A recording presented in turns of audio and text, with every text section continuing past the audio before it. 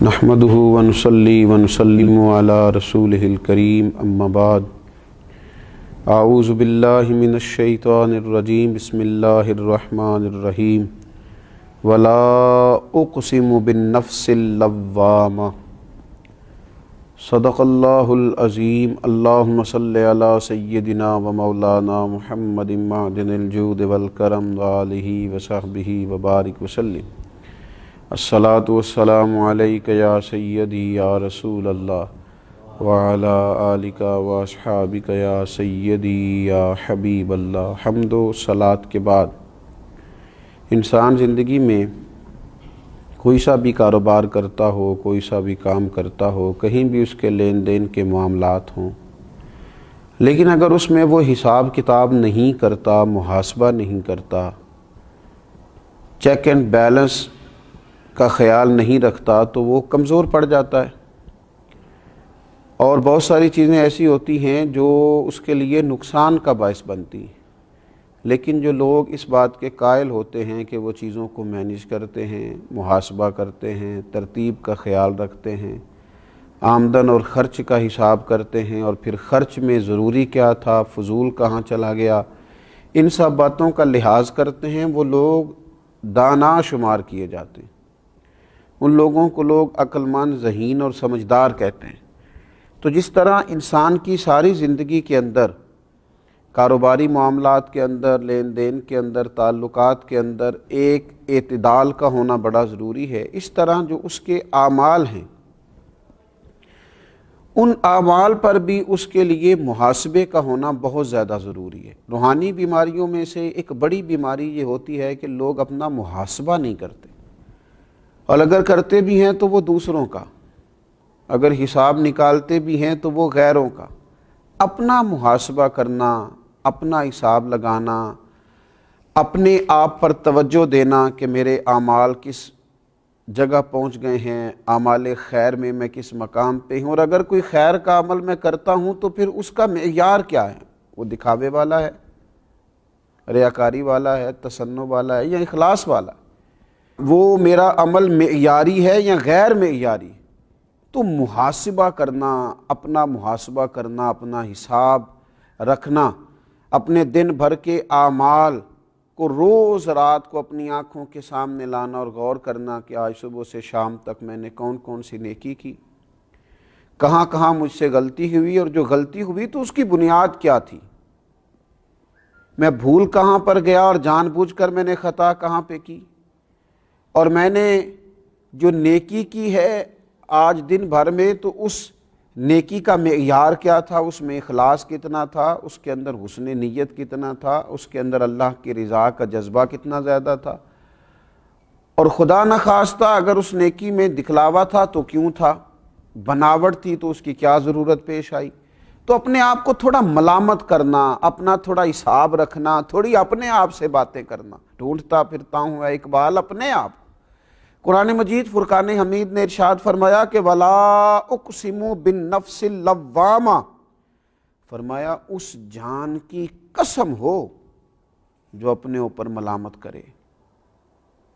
جو ذرا اپنا حساب کرے۔ رب کہتا ہے اس کی قسم ہو، وہ بڑے قیمتی لوگ ہیں۔ حضرت خواجہ حسن بصری رحمۃ اللہ علیہ اس آیہ مقدسہ کے تحت فرماتے ہیں مومن ہمیشہ اپنے نفس کو جھڑکتا رہتا ہے، ڈانٹتا ہے اپنے آپ، یہ تم نے کام کیوں کیا، اس کی تمہیں کیوں ضرورت پیش آئی، اب یہ کام کر کے اپنے لیے دوزخ جمع کر رہے ہو نا، اب یہ نافرمانی کر کے تم نے اپنے آپ کو اللہ تعالیٰ سے، اس کے پیارے رسول صلی اللہ تعالیٰ علیہ وسلم سے دور کر لیا ہے۔ ہمیشہ مومن اپنے نفس کو جھڑکتا ہے، تو نے فلاں بات کیا سوچ کر کہی، تم نے یہ بات، فلاں کھانا تم نے کیوں کھایا، فلاں مشروب تم نے کیوں پیا۔ فرمایا مومن جھڑکتا ہے اپنے آپ کو، جبکہ کافر زندگی بسر کرتا رہتا ہے لیکن کبھی اپنے نفس کو جھڑکتا نہیں۔ کافر کبھی اپنا محاسبہ نہیں کرتا، کبھی اپنے آپ کو ملامت نہیں کرتا۔ تو اپنا محاسبہ کرنا، ذرا تھوڑا سا اپنا حساب رکھنا، اپنے معاملات کا جائزہ لینا، اپنے اوپر خود اپنے آپ کو نگران بٹھانا، ہم یہ کام نہیں کرتے۔ نتیجہ یہ نکلتا ہے کہ ہماری جو ایمانی اور روحانی زندگی ہوتی ہے اس کا بیلنس برقرار نہیں رہتا۔ ہم وہ لوگ جو محسوس کرتے تھے کہ آج میں نے سجدہ کیا ہے پر مجھے اس کی لذت کیوں نہیں نصیب ہوئی، آج میں فجر میں دیر سے اٹھا ہوں، جماعت گزر گئی ہے تو مجھے ملامت کیوں نہیں ہوئی، میری طبیعت پر یہ بات گراں کیوں نہیں گزری، آج میں نے سارا دن کسی کے ساتھ نیکی نہیں کی تو کیوں نہیں کی، آج میں نے اتنا وقت سو کر کے گزار دیا اور مجھے درود و سلام پڑھنے کی توفیق نصیب نہ ہوئی، اپنے محبوب پاک سرور کائنات صلی اللہ تعالی علیہ وسلم کو میں یاد نہ کر سکا، جو اپنا محاسبہ ہی نہیں کرتے،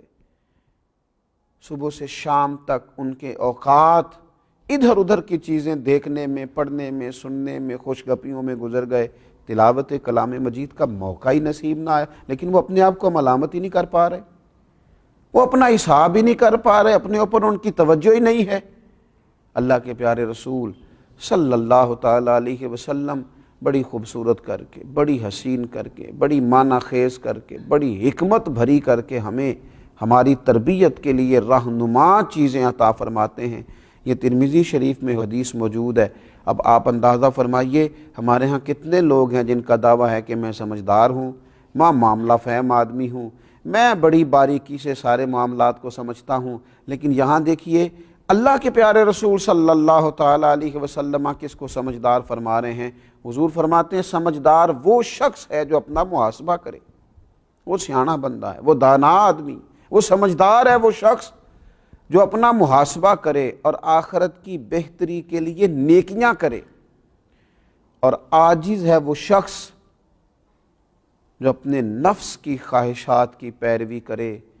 اور اللہ تعالیٰ سے آخرت کے انعام کی امید بھی رکھے۔ یہ سمجھدار ہونے کی علامت ہے اپنا محاسبہ کرنا، اپنے معاملات پر نگرانی کرنا، غور کرنا۔ حضرت عمر فاروق رضی اللہ تعالیٰ عنہ، اس شخص کی روحانی بلندی کا یہ عالم ہے کہ میرے نبی اکرم علیہ الصلوۃ والسلام نے ان کی تعریفیں فرمائی ہیں۔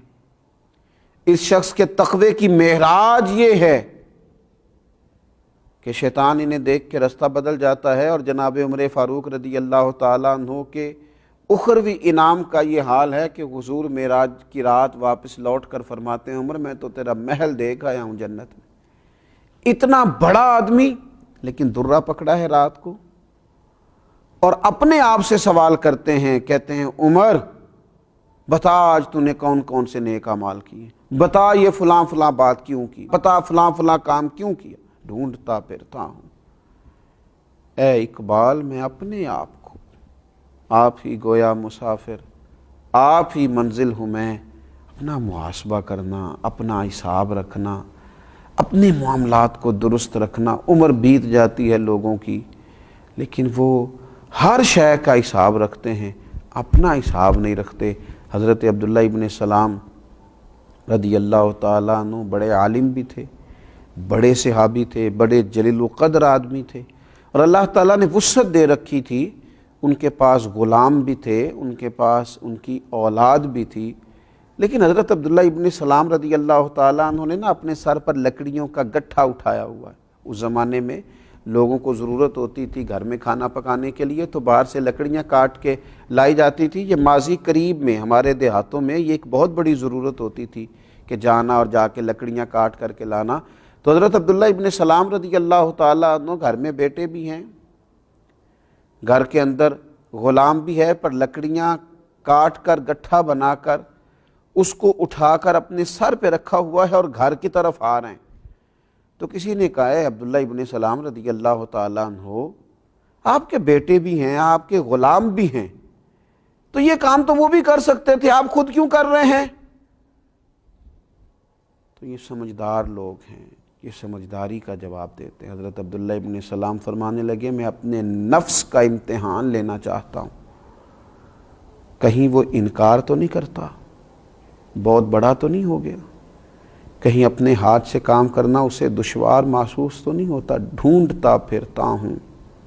اے اقبال